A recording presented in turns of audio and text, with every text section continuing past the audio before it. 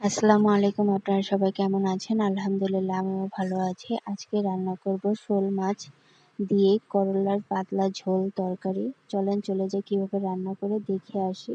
এখানে প্রথমে আমি কড়াইতে তেল গরম করে তাতে পেঁয়াজ কুচি দিয়ে দিব। পেঁয়াজটা হালকা ভেজে নিয়ে দিয়ে দিব হলুদ, মরিচের গুঁড়ো, লবণ, রসুন বাটা দিয়ে ভালো করে মশলাটা কষিয়ে নিব। যখন মশলাটা কষানো হয়ে যাবে ছোট ছোট করে কেটে রাখা শোল মাছগুলো দিয়ে অল্প পরিমাণে পানি দিয়ে ভালো করে কষিয়ে নিব।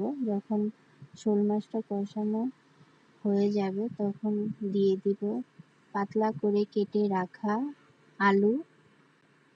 আমি এখানে আমার পছন্দ মতো আলু কেটে নিয়েছি, আপনারা অন্যভাবে কাটলেও কাটতে পারেন।